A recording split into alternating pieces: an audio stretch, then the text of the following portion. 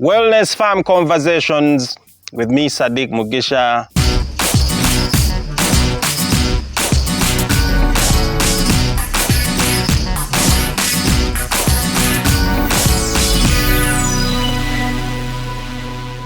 So today we are talking about farming. We are also talking about trauma. You're asking yourself how the two connect, but we'll see how we connect them with my special guest today. We're talking about trauma specifically because many of us, I think almost everyone, has had traumatic experiences. They have lost a loved one, they've lost children, they've lost parents, you've lost close friends. But of course, how each of us deals with traumatic situations is different. Personally, I've lost both my parents. Of course, they didn't pass away at the same time. But how I handled it is not necessarily how you would handle it. So today we're going to try and explore these two subjects. And at this point, I would like to introduce my guest today. This guest is very special. I know all my guests are special, but this guest is special in a sense that she is my sister. And that is one thing. But then she's the one that I follow. We are 6 children, and she's the second, and I'm the third. Her name is? Sande. Sande is many things. She's kind of had a very interesting journey in life. I would like her to maybe just begin by introducing herself and kind of giving us like an introduction of who she is and how she grew up. My name is Sande Caroline. I grew up in this village where we are today with both parents, our father and our mother. Right. Then I went to Bweranyanji Primary School. Then from Bweranyanji, I went to Nabingo St. Joseph. Then I went to Nabingo St. Mary's. From there, after P7, then I went to Zambia Girls. Zambia Girls. Then from Zambia Girls, Senior 4, I went to Progressive Boyogerere. Then after Progressive Boyogerere, after about 3 to 4 years, then I went to Nairobi. Okay. For 2 years. Okay. So it looks like you actually had a very interesting journey in primary.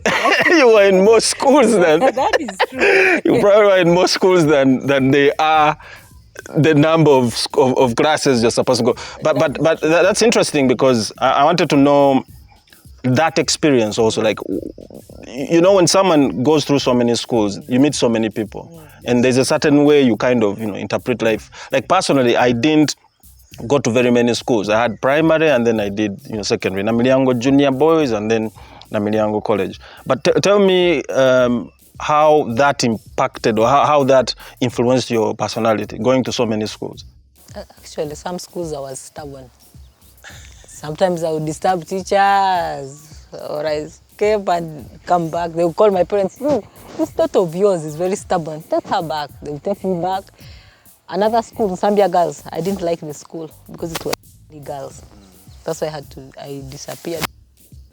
They changed me. They took me to Progressive Way. That's where I finished my A-level. A-level. Perfect.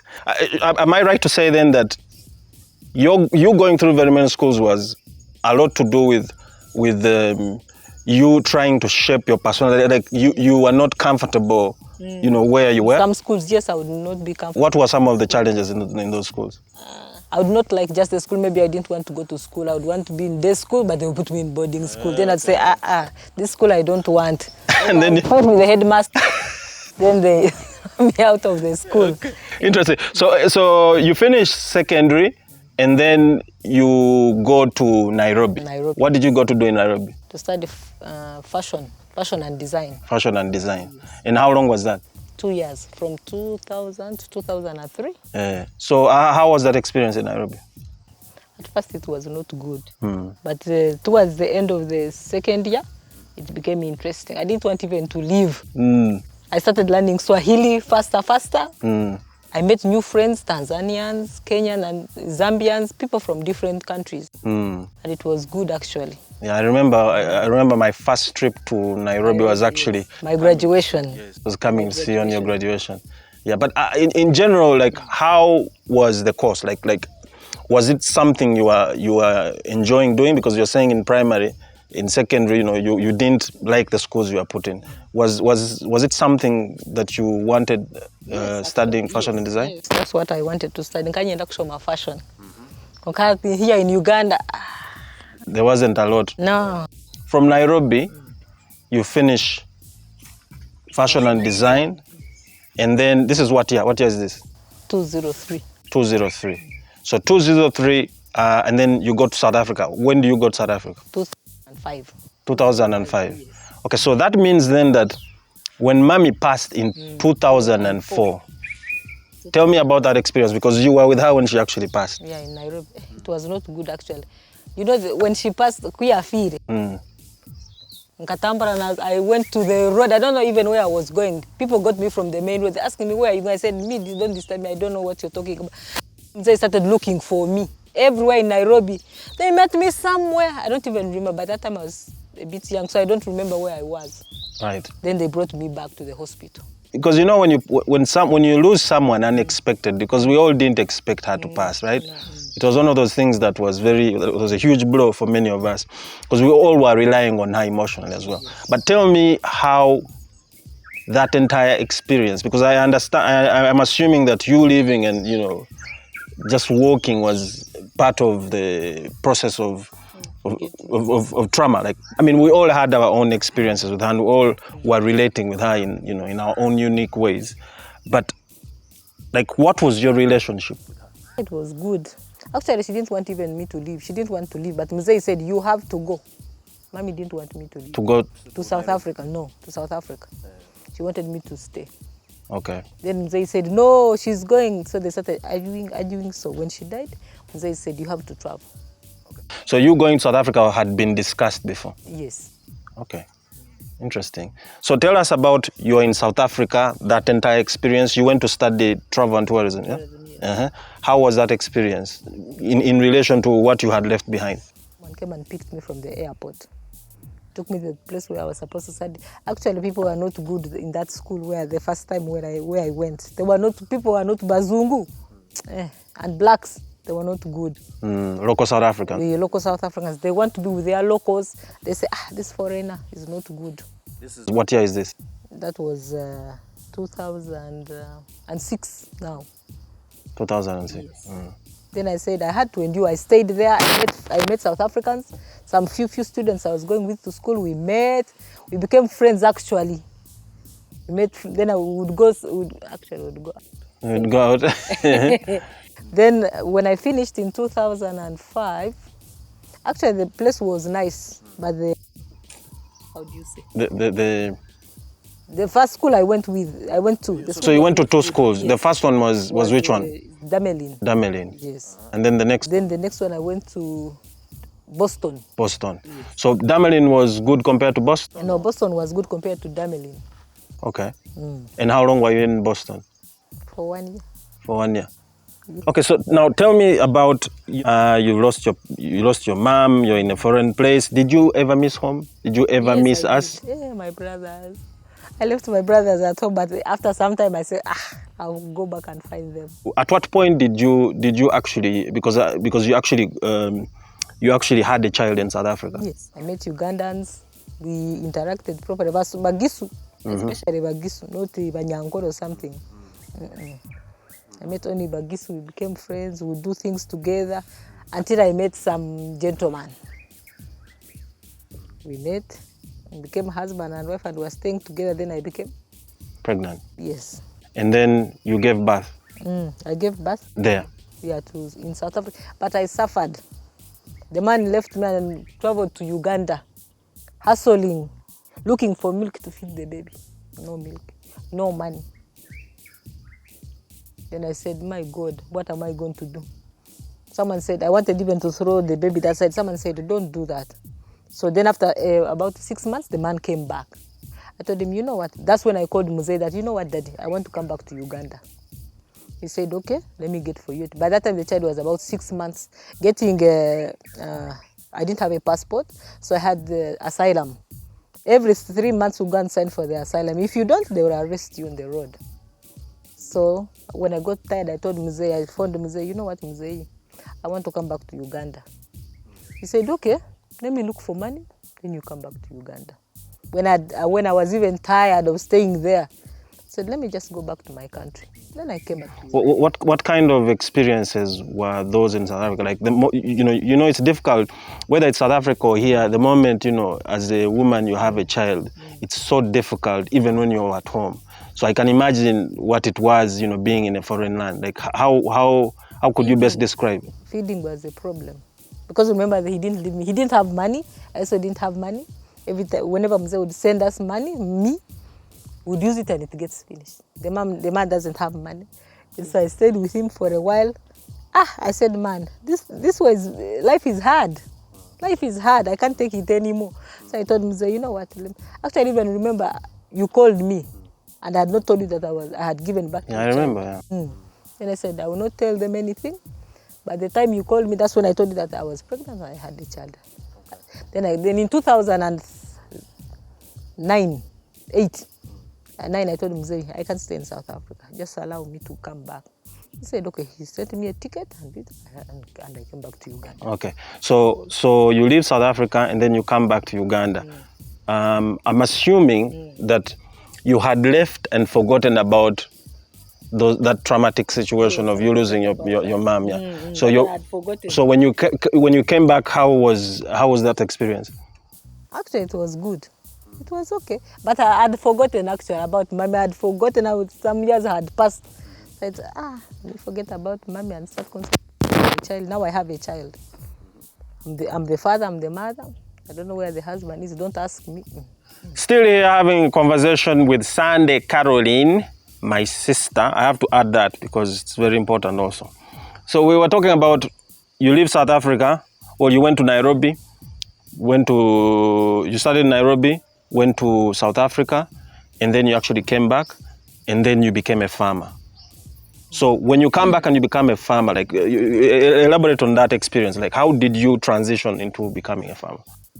Actually, see, most people, they say when you are going to start farming, you have to study. I didn't go to any school. I only saw people planting.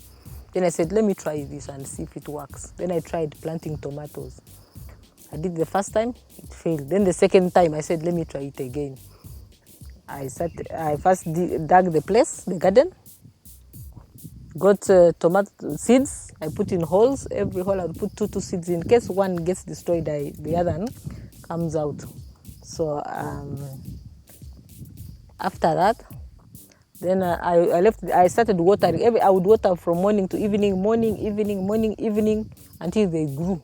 Then I brought grass for mulching. Then I mulched the tomatoes. They stayed there for some, but whenever it would rain, I would spray. After sometime it rains again, you spray again. I spray. Then after I think 4 months, the tomatoes grew. So tomatoes take 4 months to actually grow. Yes. Mm-hmm. So after 4 months they grow and you see your fruits for the first time. How was that experience? Oh my God, I was happy. But after actually sometimes there was a little bit of sunshine. Some would get spoiled, some would be eaten by insects, others were being stolen. Then I would carry baskets from here on my head to Bushenyi to sell. And you made money from that? I did make money. I would get these white kaveras, then I would tie six in each kavera. Then I would walk on Bushenyi Street. So that first yield, how much money did you make off it? About 500,000. 500,000? Yes. All at a go? Yes. Wow. That must have been like a very unique experience because then you know you are a farmer. So what else have you grown? I did cabbages too, but cabbage is not that hard. So tomatoes was the hardest? Yes, tomatoes were the hardest because you have to water every day. And then you come and is it how trim the leaves? If they're made, you have to trim them. Because if you make them stand, if the tomatoes are this big, they will fall. So you have to put them on the ground. For the cabbages, I planted seeds. Put two in each ground, in each hole. Because if you don't, there are insects that eat them. Yes. So you transitioning into a farmer, and you're still a farmer up to now, right? Like how is that How has that transition, impacted your life now? Because, you explained to us your journey from, how you went abroad and then you came back. Like, would you say it is what you wanted to do? Yes, that's what I wanted to do. But the problem, I didn't have capital by then. So when I got capital, I started farming. So what is unique about farming that you would encourage those that have the love for it but are afraid to begin? What would you encourage them to do? When you're doing agriculture, you're not supposed to be afraid, because if you get afraid, you will not do anything. You just be there, folding your hands. People fear losses. Someone says, if I put my money there, the things will fail. No, you just try. If they fail, you try again. They fail, you try again until you get the right stuff. So I tried the first time, they failed. I tried the second time. Then I also did some chicken as well. But the chickens were also hard. Some will find in the morning, 5 have died, 20 have died. I said, let me forget about chicken for a while. Let me focus on agriculture. One of the things you say that is very interesting and very profound is that idea of do not be afraid to begin. I think it doesn't only apply to agriculture and farming in your case. In general, it's like the moment you are afraid to start anything, you will not begin. Yep. A farmer always loses and he also always gains. So, do not be afraid to begin, start, see how it goes, make progress, improve, and you will eventually be successful. How have you been able to handle stress and past traumatic experiences like that? Because because like I said, we all handle trauma differently. Like personally, for me, at some point, it took me a while to overcome Mommy's passing. It happened. And then in my mind, I was like, okay, I need to get this over with. We bury, we finish, we leave. And I'm like, okay, so now I'm going back to work. And then it kept hitting me small. It would come like a day, 2 days, then comes a week, and then it chills. It comes back 2 months later, It's like handling trauma is very, is unique to everyone. So I'm just trying to understand, like, how have you been able to stay focused and stay objective, even amidst your challenges? Sometimes I would dream about her. She tells me, open that door. I say, Mommy, I can't open this door. She said, go and open this door and get out. I said, but I can't. How? He says, you go. If you don't go, I'm going to beat you. I said, Then I woke up. I said, I looked everywhere. Mommy was nowhere to be seen. Then I met friends who had the same situation as me. They had lost mothers. Then we started talking about it. Then after some time, we'd forget and talk about something else. Let's talk about how life is, how you've been, stuff like that. Then with time, I started forgetting. Then I met my brother. You remember in Kampala, we talk about different things. Then and after some time, we forgot about. Then there comes Mzee again also. So Mzee also passes, I think, about 14 years later. 2018. 14 years later. Is that? No. Was it 10 years later? She died in 2018. 2018 is about 14 years later. And I think we were a bit mature and, there was a way we could handle it different. It's the same thing. It's still a parent. Like, how were you able to handle that? I remember when after burying, we went back to Kampala. I stayed in Kampala. Then I said, we'll go back to the village. Then I came back to the village. Actually, for Mzee, it was a bit easier to forget a little bit and think about other stuff. I have a child, I have to take care of my child. I said, let me forget about the dead people for a while. And I concentrate on my child. Your approach on overcoming trauma, you're saying, is to try and have some kind of support system, whether it's your brothers, whether it's your friends, overcoming trauma, you need a support system. And then the second thing is, personally, I believe you need to connect with your creator, whether it is through religion, whether it's through spirituality. I think my being able to overcome, especially Muzei, was because I had actually become a Muslim, and you know, in Islam it is very Islam talks a lot about death and how it's inevitable, and for me that kind of gave me a lot of comfort, and you know, I was kind of able to overcome it in a very short, you know, period of time. So those are the two things: have a support system, spirituality, speak to your creator, and find that calmness, that inner peace. Sande Caroline, my sister, we are talking about trauma, we're talking about farming, and what are your 3 values right now? What do you cherish right now? 3 values that you cherish as a... God first, family, friends, my brothers. People you need, people that can, you know, offer a support system. And be truthful to yourself, to other people. God, support system, and be truthful and honest with other people. All right. So there you have it. Sadiq Mugisha here, Wellness Farm Conversations. I had an interesting conversation with my sister, Sande Caroline. She's a fashion designer. She studied fashion. And right now she's more into farming. It was a very interesting conversation. We were talking about trauma. We were talking about farming. And thank you for showing up, my sister. And hopefully we can have you again on this conversation. So we have Babu on this camera, someone on the other camera, Brandon on this one, and Musa. Thank you guys. See you next time.